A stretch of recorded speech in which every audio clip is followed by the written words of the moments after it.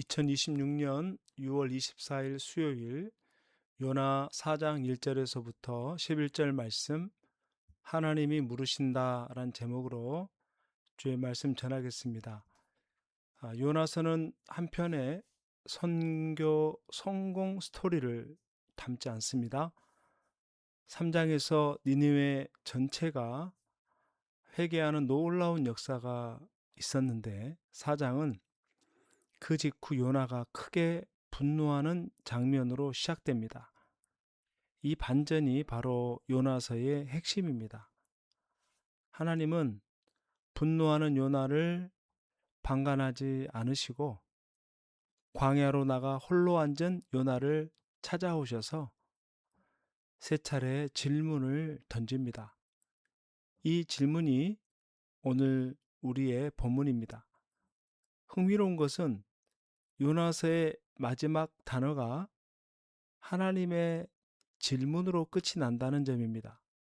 그리고 요나의 대답은 기록되지 않았습니다.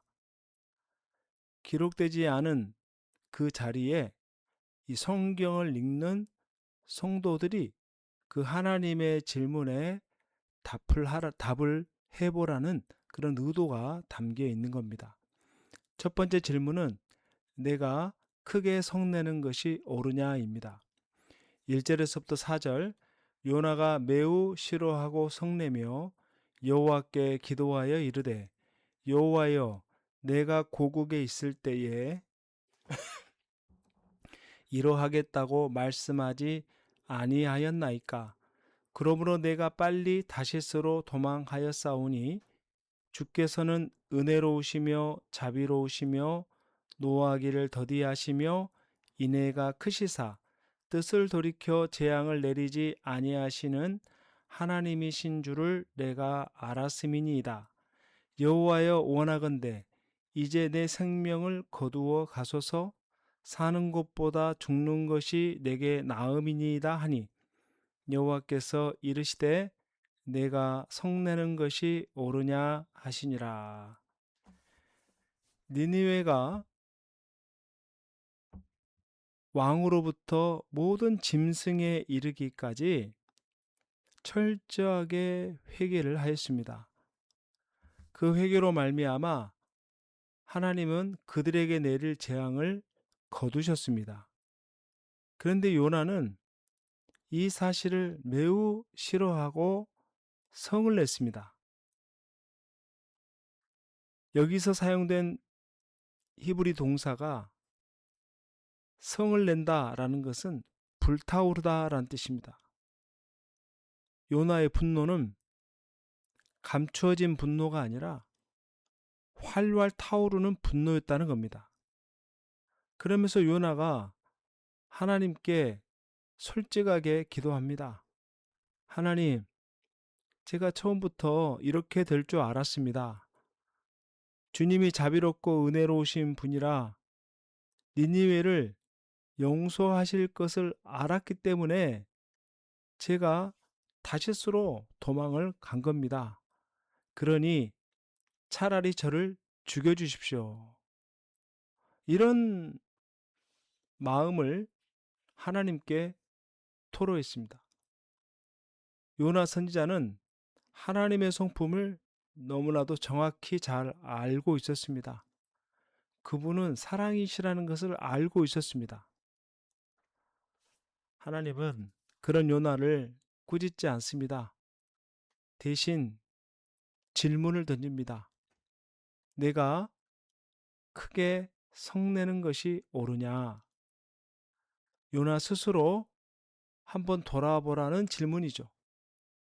너가 그렇게 화를 내는 것이 합당하냐? 한번 생각해 봐라.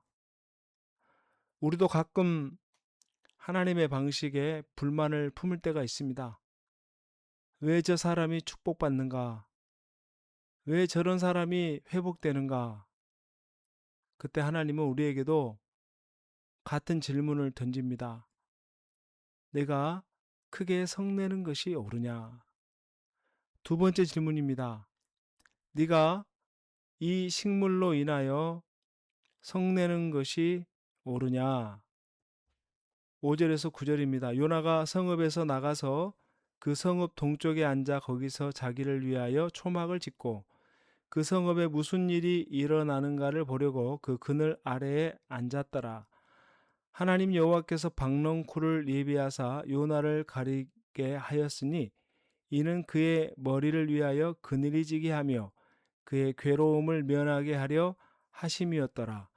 요나가 박넝쿨로 말미암아 크게 기뻐하였더니 하나님이 벌레를 예비하사 이튿날 새벽에 그 박넝쿨을 갉아먹게 하심에 시드니라.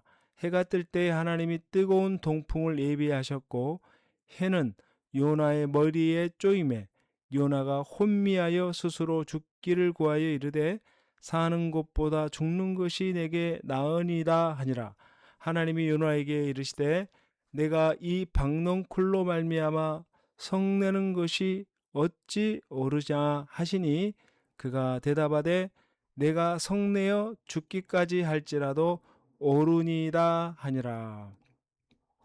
요나는 사실 하나님의 첫 번째 질문에 답을 하지 않았습니다. 그는 성 동쪽에 나가 초막을 짓고 니느웨를 지켜봤습니다. 혹시라도 하나님이 마음을 돌이켜서 심판하시기를 기다린 겁니다. 근데 그때 하나님이 박넝쿨을 예비하셨습니다. 하룻밤 사이에 자란 그 덩굴이 요나에게 그늘을 드리우자 요나는 그것 때문에 매우 기뻐했습니다. 다음날 하나님은 또 벌레를 준비하여 박넝쿨을 시들게 하시고 뜨거운 동풍과 볕으로 요나를 기진맥진하게 하셨습니다. 요나는 이때 또다시 죽고 싶다고 하나님께 성을 냈습니다. 이때 하나님이 또 두 번째 질문합니다. 내가 이 박넝쿨로 인하여 성내는 것이 옳으냐? 이 박넝쿨 에피소드는 단순한 자연 이야기가 아닙니다. 하나님은 이것을 통해서 요나의 내면에 있는 것을 드러내시는 겁니다. 요나는 하룻밤에 자란 식물 한 그루에 기뻐하고 그것이 시들자 분노하며 심지어는 죽여달라고까지 했습니다.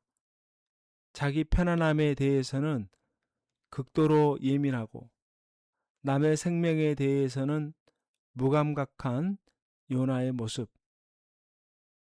이러한 모습이 오늘 이 시대를 살아가는 우리의 모습이 아닌가 우리를 돌아봐야 하는 겁니다. 하나님은 바로 그 대조를 통해서 요나의 가치관이 어디에 세워져 있는지를 드러냅니다. 나는 무엇에 기뻐하고 무엇에 분노하는가? 한 사람이 회심하여 하나님께 돌아오는 것을 기뻐하는 게 아닙니다. 오히려 그 사람이 하나님의 심판을 받기를 더 원한다는 겁니다. 우리 안에 이러한 마음들, 하나님의 마음이 아니라 우리 자신의 판단과 정죄, 그리고 나의 안락함과 편안함, 이런 것들이 방해받을 때에 오히려 하나님께 분노하고 내 생각대로 진행되지 않은 것에 대해서 화를 내는 우리의 모습을 점검해야 한다는 겁니다. 세 번째, 하나님이 질문합니다.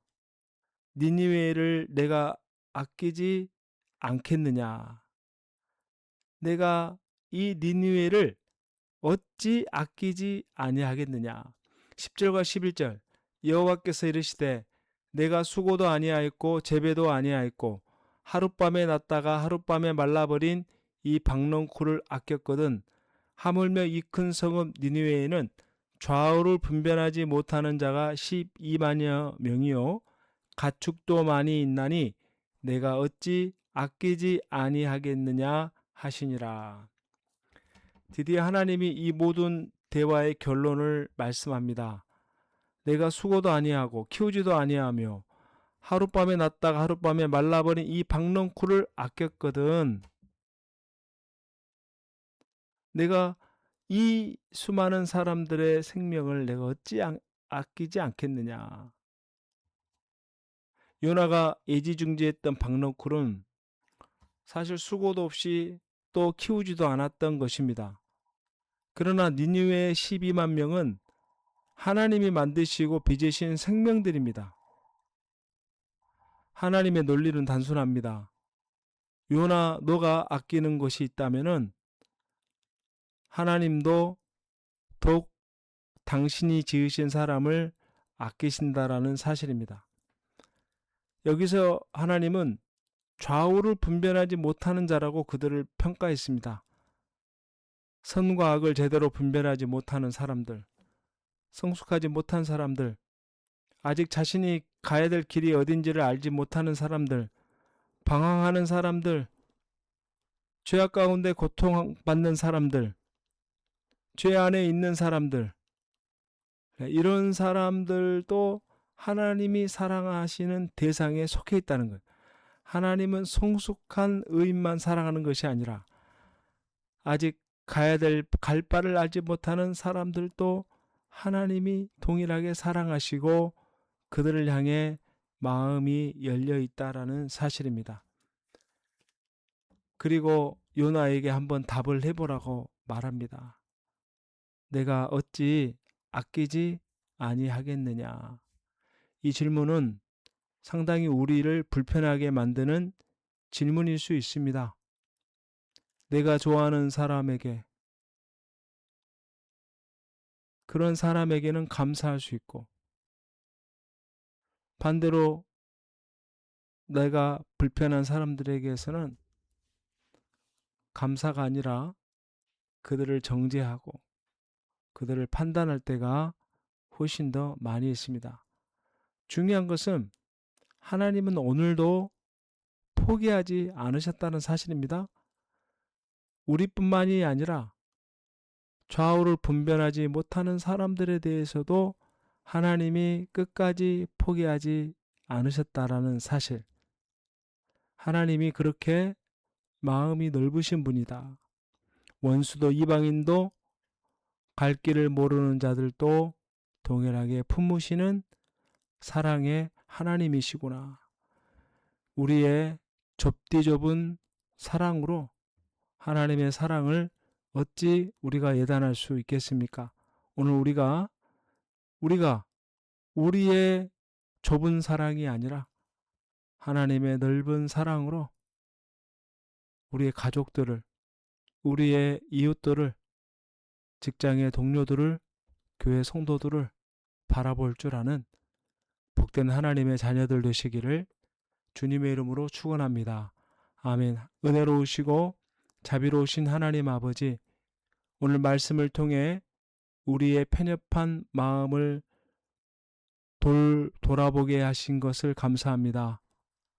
지난날 하나님 방식에 불만을 품었던 날들을 용서하여 주시고 하나님의 크신 긍휼 앞에 우리의 작은 마음 내려놓게 하여 주시옵소서. 주님, 우리의 닫힌 눈을 열어주시고 우리 곁에 있는 잃어버린 영혼들을 하나님의 시선으로 바라볼 수 있도록 도와주시옵소서. 하나님이 아끼시는 자들을 우리도 함께 아끼는 성도로 빚어 주시옵소서. 좋으신 예수님의 이름으로 간절히 기도하옵나이다. 아멘.